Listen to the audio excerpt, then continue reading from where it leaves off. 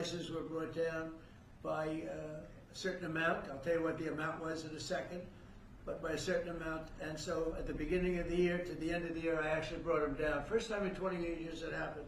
And the number was 1/8 of 1%. That's all I say. But I was proud because first time it ever happened. And now I'm bringing prices down 600%, 700%, 900%, 200%. So I can't believe I actually had a news conference to celebrate 1/8 and 1/4 of 1%. But that was, you learned, right? You learned. So we're doing, and you guys know more about favored nations than anybody. So we're going favored nations, we're demanding it, and we've got it. And as you know, we had Pfizer, we had the big companies, they were all agreed or close to agreeing. But the countries have agreed to. Actually, the countries would be generally more difficult. If we didn't have the power of tariffs, they wouldn't have agreed. They would have said, nope, you got to pay 10 times more than we're paying. We were paying 10 and 12 times more than other countries for the exact same pill made in the exact same lab or factory. So it's an amazing thing. I think it's an absolute game changer. Nobody's ever even heard of a thing like that. And you'll see the results over the next year, year and a half, and I think it's great.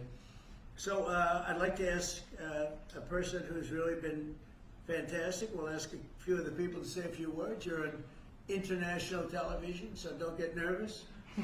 Cash, would you say a few words, please? You've done a fantastic job. Well, thank you, Mr. President. It's an honor to be a first-generation Indian American whose parents lawfully immigrated to this country. And under your leadership, so many more millions of Americans are living that dream. And to celebrate it here in the Oval Office on Diwali, which you said, rightfully so, is a triumph of good over evil. It's just an incredible honor. It's incredibly humbling. Indian Americans around the world and Indians around the world are thrilled that you are such a profound leader in sharing this diversity with the world, and we can't thank you enough, and happy Diwali. Good. Well, thank you, and congratulations on everything. And how about a great company, IBM? He's taken this company from, it was a little troubled, as I remember, a few years ago, like 10 years ago, to being one of the hottest companies anywhere in the world. Arvind, could you say a few words? Thank you, Mr. President. In the spirit of Diwali, we should also acknowledge all that the President and the administration is doing to really boost technology, innovation, and that leading to economic growth. I want to point out, people forget often how much public and private partnerships in the United States have mattered to boost technology. You look at semiconductors, you look at space, you look at the internet, mobile, and hopefully quantum down the road. So, Mr. President, I'd like to thank you for all that you're doing to boost our technology leadership. Well, you have done amazingly, and I just think it's incredible. I know exactly what you've been through, because it was a troubled company until you came along, and you made it very untroubled. You made it a rocket ship, so I congratulate you. Thank you, Arvind, very much. We have a very, very great company, Adobe and Nishanta. Could you say maybe a few words, please? Sure. Thank you, Mr. President. And first, it's such an honor, to be here in the Oval Office and to celebrate Diwali, which for all of us growing up, as you pointed out, was the victory over triumph over evil, light over darkness. I think what you're doing, Mr. President, to have peace and prosperity and investment in this country is just amazing. And as a company, I think hopefully everybody here is using Photoshop in order to, take all these pictures. But I would really like to thank you for your leadership, and we will continue to invest in the U.S. to make sure that we continue to drive innovation. And your investment's been very large. So how much have you invested, and do you plan to invest in the U.S.? As far as our investment is concerned, it's all intellectual property, it's people, so we make everything here, so that's the software. That's good. And so we're a $20 billion revenue company now, we're one of the largest software companies in the world, and headquarters is Silicon Valley. So thank you, Mr. President. Fantastic job. How much are you investing IBM? $150 billion over the next 5 years. 150 billion, that's good. Micron's doing pretty good. How's Micron doing? Okay. Mr. President, really a great honor to be here today celebrating Diwali with these excellent peers of ours from the tech industry. And Diwali stands for light, hope, renewal. And the United States is light to the rest of the world. And particularly on the renewal piece, I just want to really applaud you and your team in terms of bringing renaissances and semiconductor manufacturing here to the U.S. So Micron is investing $200 billion 150 200 billion. $200 billion in leading edge memory manufacturing, and in the course of next few years, we'll have 40% of our manufacturing here in the U.S. And this will add, over the course of years, 90,000 jobs, Yeah. and $1.5 trillion impact to the economy. So we are very thankful to the support that we get from your team and Mr. President, from you, in terms of bringing memory here to the U.S. And memory is key with AI today, right? Yeah. You always talk about memory. I have a good memory. Those machines have a better memory, right? No matter what you do. Absolutely. That's fantastic, really fantastic. Nikesh at Palo Alto is a hot one. And tell me about that. Go ahead, please. Mr. President, thank you for having me here, and it's a pleasure and honor to be Great here honor. to celebrate Diwali with you. As my colleagues have said, this is a triumph of good over evil and prosperity, and what you've done in the last 9 months in terms of making the United States one of the most business-friendly administrations and allowing us all an opportunity to invest, not just in technology but in our people, is just amazing. We are now the largest cybersecurity company in the world, and we just recently That's good. recently spent $25 billion in sourcing technology. So all cyber security is made in the United States, because we believe that the next bastion in the world is going to be cyber war, and we just want to make sure we are prepared as a country and really show off our companies and our critical infrastructure. Fantastic job. It's amazing what you've done.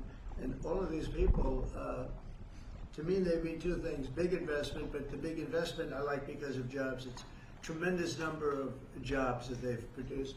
Would you say a couple of things about your great company, please? Thank you, Mr. President.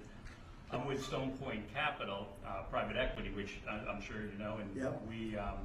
we just raised a new $11.5 billion fund, and we obviously invest very heavily in financial services technology, and so it's actually an honor to be here in the Oval Office with you, and as a fellow Wingfoot member too, I've always it's always a pleasure to be with you, and I got to tell you, you're the best president that I've ever seen, and we're so proud of you.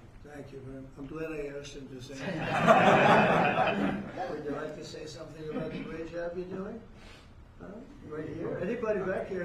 These are all incredible people that everybody looks, in the business world, everybody looks up to them. Please, go ahead. Would you like to say something? Thank you for Go your ahead, leadership. please. Thank you for your leadership. I love that. I love this. I didn't ask him. I'm running a tech business Thank for you, 21 sir. years. We build products on AI and machine learning. Thank you, Mr. President. And it's going great, right? Yes. Good. How about over here? We have some very unshy people. Harmeet, how about saying a few words? Well, thank you, Mr. President. It's a tremendous honor to have supported you 3 times and been part of your administration. And on this day of Diwali, I say on behalf of the United States Department of Justice that the message of the triumph of good over evil and knowledge over ignorance and justice over injustice is something that your administration is personifying, and it's a tremendous honor to be part of it, and thank you very much for including us here today. But then you're at the DOJ and doing a fantastic job. I Thank you, hear sir. her. That's great. She's doing a good job, Cash, right? She's doing And outstanding. Tulsi, we know, is doing a good job. What do you think, Tulsi? Yes, sir. Thank you very much.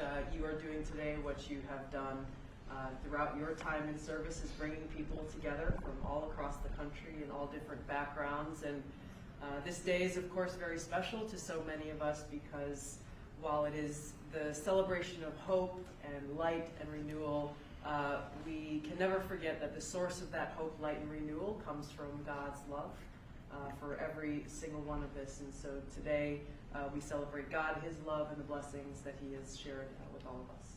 Oh, fantastic. Thank you all very much. Anybody like to say anything? Would you like to say something, please? Mr. President, let me start first of all by expressing a deep sense of gratitude for opening up White House, Oval Office, your home, to mark Diwali's Festival of Lights, which is celebrated by over 1/5 of humanity. And as Cash said, you are showcasing the strength of diversity through this celebration. So it's truly a great honor. Thank you very much for that. May I also, on behalf of my Prime Minister and my own behalf, wish you and your loved one a very, very happy Diwali greetings, particularly to over 5 million strong Indian diaspora in the US. That's right. And may I close by making a wish, which is normally we do for Diwali. We wish that the light of Diwali continues to shine on your success and on the strength of India-US partnership. Thank you very much. I spoke to him today. He's doing well. And your country is doing very well, you know that. Thank you, Mr. President. So we're supposed to light something, but I thought maybe because he's had such an outstanding year, I'm going to ask Arvind to maybe do the honors. Can you handle it for me, Arvind? I think you might do a better job than me. So if you could take care of that, it'd be great.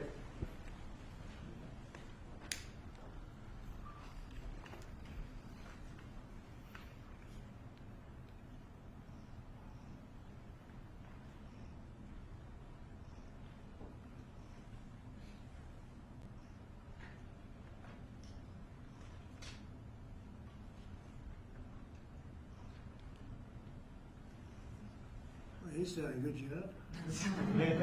I didn't know you were supposed to do that. I'm glad I asked you.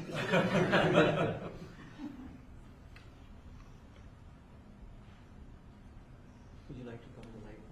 Yes, if you want.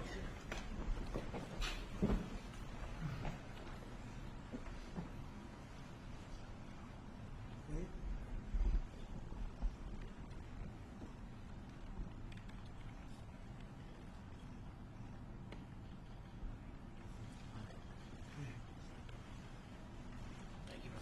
Thank you all. Thank you all.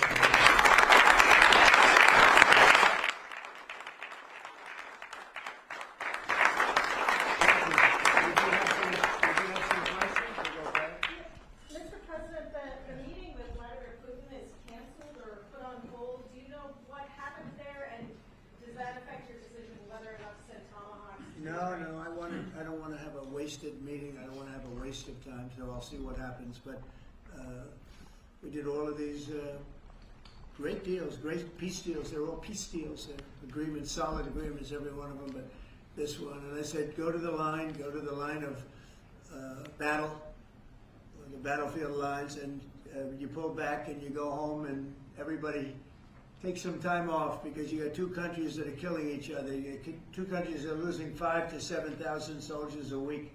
So we'll see what happens. It's we haven't made a determination. Are you asking the Justice Department to look into the federal investigations into you and look for compensation, and how much are you asking for? Who's asking for what? Are you asking the Justice Department to pay Whose you compensation Whose for compensation? your federal investigations into you? Are you asking them to pay compensation, and how much? Into me? I don't get any compensation. I do it for nothing. I gave up my salary. Into me? No, it's going to be the Justice Department. Are you asking them to pay you compensation for the federal investigations that happened to you? And how much are you asking well, for? I guess they probably owe me a lot of money for that. Probably, yeah, that's true. That's very interesting. No, I get no salary. I gave up my salary. It's a good salary. Not as much as these guys make, but that's okay. It's a lot of money. And I don't, as you know, I didn't take it in the first 4 years. I'm not taking it in these 4 years either. But as far as all of the litigation and everything that's been involved, yeah, they probably owe me a lot of money. But if I get money from our country, I'll do something nice with it, like give it to charity or give it to the White House where we restore the White House. And we're doing a great job in the White House. As you know, the ballroom is under construction. It's going to be, they've been trying to get it for 150 years, and it's really, I think it's going to be fantastic. But we'll see what happens. I mean, we have numerous cases having to do with the fraud of the election, the 2020 election, and because of everything that we found out, I guess they owe me a lot of money, but I'm not looking for money. I'm looking for really, I think it's got to be handled in a proper way. If it's not handled in a proper way, we don't want it to happen again. We can never let what happened in the 2020 election happen again. We just can't let that happen. And so the way we go, I know Keisha's working on it, everybody's working on it, and certainly Tulsi's working on it. We can't let that happen again to our country. Look at what's happened where you have millions of people being allowed to come into our country, all because of a crooked election, where they come from prisons, they come from jails, they come from mental institutions and insane asylums, they're drug dealers. The people that they've allowed to come into our country. We cleaned them out in Washington, D.C. We have a very safe capital right now. We have a capital that's as safe as it can be. But I don't know. I mean, you'd have to ask the lawyers about that. Mr. President, what did you hear from the Kremlin, Mr. President? A comment and a question, please, for you. First of all, you have just 1 billion plus hearts around the globe, including in India, by celebrating the Diwali in the White House right here. And my other comment is, Mr. President, I like his question all right. in February, you and the White House staff gave a warm welcome to the Prime Minister of India, Mr. Narendra Modi. And after that, I decided to make a short trip to India for you, how popular you are in India. And I went there in a holiest also festival there. Millions of people were there. And also Prime Minister Narendra Modi was addressing a media event, 5,000 people. I was one of them there listening to him. And when I went to several states in India, what I found out, Mr. President, 3 people are most popular there. Prime Minister Narendra Modi, President Donald Trump, Mr. Kash Patel, and also with the surprise, our White House press secretary, Carolyn Levitt. She's doing good. She is doing good. She's popular. Superstar. And Mr. President, my question is, you had a great relationship with the people of India when you visited India, and with the Prime Minister of India, Narendra Modi, and also with the Indian American community. Where do we stand today, all those relations from 45 to 47 in the future, Mr. President? Please, thank you. Well, we stand great, and the people of India, I love the people of India, and we're working on some great deals between our countries. I spoke to Prime Minister Modi today, as I mentioned before, and we just have a very good relationship. And he's not going to buy much oil from Russia. He wants to see that war end as much as I do. He wants to see the war end with Russia, Ukraine. And as you know, they're not going to be buying too much oil. So they've cut it way back, and they're continuing to cut it way back. Mr. President, what did the Kremlin say? Mr. President, an appeals court recently ruled that you can send the National Guard into Portland, Oregon. Do you feel unfettered to send the National Guard into whatever city you want now? Well, I guess that was the decision. I can send the National Guard if I see problems. I looked at Portland over the weekend. The place is burning down, just burning down. We weren't there. We didn't spend much time there because we were waiting for that decision. But the court, maybe that influenced the court. But you look at a place like Portland, it's ridiculous when they say that there's no problem. The place was on fire over the weekend. But we won the case in Court of Appeals. I think it was the Ninth Circuit, so that's pretty good. And a very strong opinion that we have the right to use the National Guard. You would think that would be common sense. We have the right to use the National Guard to put out trouble. Well, that's how I got elected. One of the reasons I got elected. Mr. President, what changed your mind after talking to Vladimir Putin between then and now? Why did you think that a Budapest summit might be wasted time? Well, I didn't say anything. I didn't say it would, and you never know what's going to happen. But a lot of things are happening on that front, on the war front with Ukraine and Russia. And we'll be notifying you over the next 2 days as to what we're doing. Did you hear something? A lot of things are happening. Did you hear something from I think we're going to get it solved. Yeah, please. Mr. President, on Ukraine, do you still see a chance for a ceasefire? And what is Putin asking for? Do you still see a chance for a ceasefire? And what is Putin asking for? I do. It's a vicious war. It doesn't really affect us. We sell equipment to them. We sell equipment to NATO, and NATO gives it to Ukraine, but we don't pay anything anymore. Biden spent $350 billion. The war would have never happened if I were president. Would have never, not even a million years. And Putin knows that too. Would have never happened. But it did happen, and I came in, and I have to see if I can put it out. But it doesn't affect us because we're not losing soldiers there. Although, when I first came in, that could have ended up, it's not going to happen, but it could have ended up in World War III. That was really out of control. So now they're shooting and they're killing people, and I think Putin wants it to end, and I think Zelensky wants it to end, and I think it's going to end.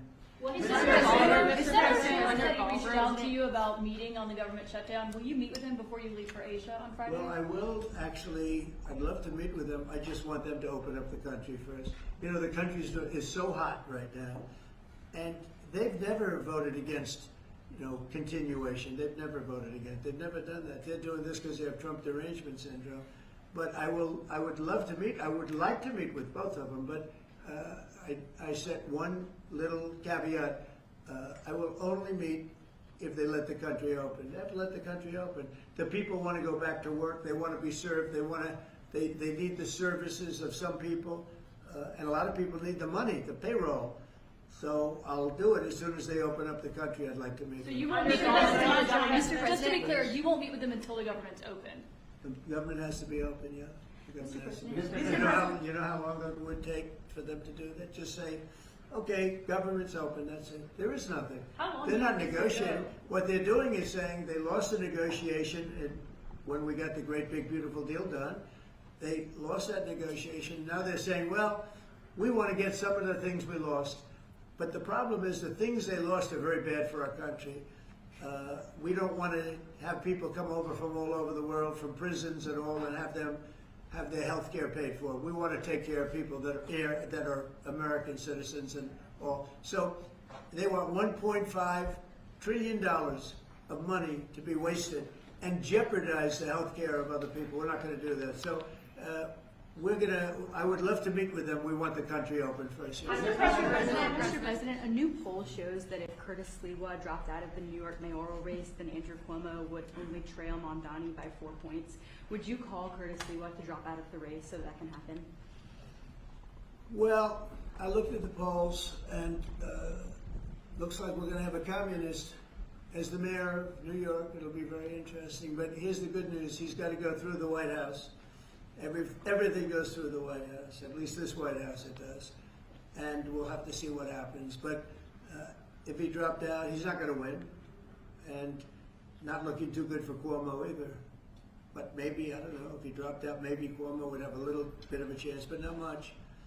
Because it looks like the lead it's not a great lead, but it's big enough that he should be able to win. So, you know, I don't know that I want to get involved. It's really a question of, would I rather have a Democrat or a communist? And I would rather have a Democrat than a communist. Will you meet with Mondani if he wins? Yeah, I'll speak to him.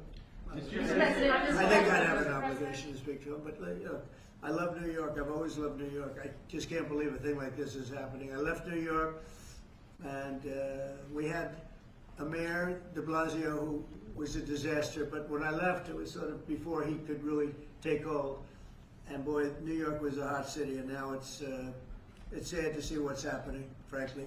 And with the communists in charge, look, you just go back 1,000 years. I mean, it's been done many times, 1,000 years. It's never worked once, so it's not going to work now either. On your ballroom, Mr. President, you're building your ballroom right now. They're also building the Obama Presidential Library. I'm wondering if you've He needs help. Have you seen pictures of the architecture, and what do you think of it? It's not too pretty. No, but it's closed. It's stopped. They ran out of money. I mean, he's building a library / museum. You know, you call it some museum, and usually they call it library and museum. That's the official name. And they're stuck.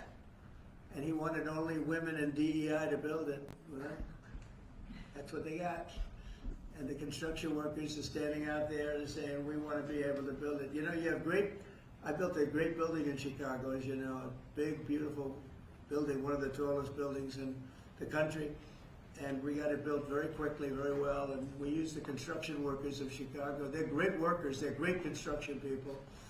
And I suggested he get them involved. But they're hundreds of millions of dollars over budget. And I think it stopped. I'm reading these terrible stories. But that's the way our country was run under President Obama, too. Nobody knew it. Mr. President. Thank you, Mr. President. Russia remains China's top crude oil supplier in September. Are you considering tariffs on China? Well, I mean, you read the same papers as I do, but I don't have to read the papers because I'm the one. Right now, as of November 1st, China will have about 155 tariff put on it, and I don't think it's sustainable for them. So I want to be nice to China, but China's been very rough with us over the years because we had presidents that weren't smart from a business standpoint. Some were good politicians, some weren't even good politicians, but they allowed China to take advantage of us, and every other country to take advantage of us. If you see, I made a deal with the European Union, I made a deal with Japan, with South Korea, made a lot of these deals that are great deals, and I was able to do it. It's really national security. I was able to do it because of tariffs. And we're getting hundreds of billions, even trillions of dollars paid into the United States. We're a very rich country again. We'll start paying off debt. We'll do a lot of things. We'll probably make a distribution out of some of the tariff money. I think we're going to make a distribution over the next fairly short period of time to the people, because we took in so much money from the tariffs. Just European Union, $650 billion. Japan, $550 billion. South Korea, $350 billion. That's even a lot of money for you guys, right? That's not bad, right? But no, we're taking in a lot of money, and it keeps people like this here, because that's why they're coming in. I mean, you wouldn't be, I mean, I'm not going to speak for you, but generally they won't be coming in if it weren't for tariffs. They come in here, and they don't have to pay any tariff. If they do it outside, they pay a lot of money, a lot of tariffs. The money comes to us. And in order not to pay the tariff, they come and they build here. That's why we have more plants under construction than we've ever had in the history of our country. And you wouldn't think it's complicated, but you would have thought somebody would have done this a long time ago, sitting in this beautiful seat behind what's called the Resolute desk. You know that, right? This is a very famous. This is even more famous than any of your desks. But your desks are very good. Can I just follow up on her question to you? Because the New York Times is reporting that your legal team is seeking $230 million from your own Justice Department now in response to the investigations into you. Is that something you want your legal team to do? I don't know what the numbers are. I don't even talk to them about it. All I know is that they would owe me a lot of money, but I'm not looking for money. I'd give it to charity or something. I would give it to charity, any money. But look, what they did, they rigged the election. And as you know, we had, in one case, 60 Minutes had to pay us a lot of money. George Slavadopoulos had to pay us a lot of money, and they already paid. You know, they paid me a lot of money because what they did was wrong. And you know, when somebody does what's wrong, now with the country, it's interesting because I'm the one that makes the decision, right? And you know, that decision would have to go across my desk, and it's awfully strange to make a decision where I'm paying myself. In other words, did you ever have one of those cases where you have to decide how much you're paying yourself in damages? But I was damaged very greatly, and any money that I would get, I would give to charity. Thank you, Mr. President. Is the Democrat Party now more Zohran Mamdani's party than it is even Leader Schumer's or Leader Probably Jeffries? is, yeah.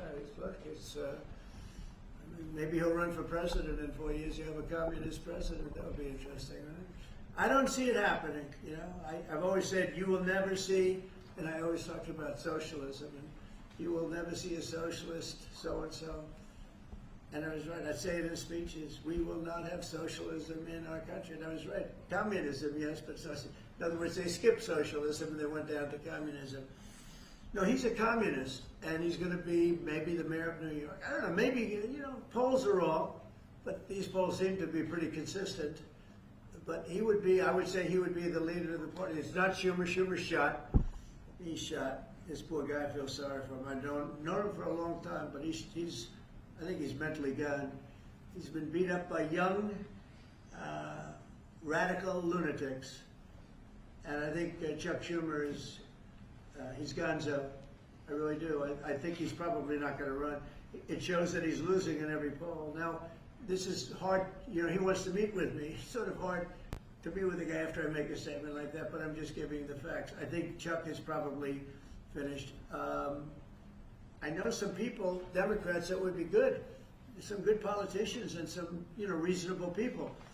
But I understand that they would not have a chance of, you know, getting even the concept of holding the torch. They're not going to get it.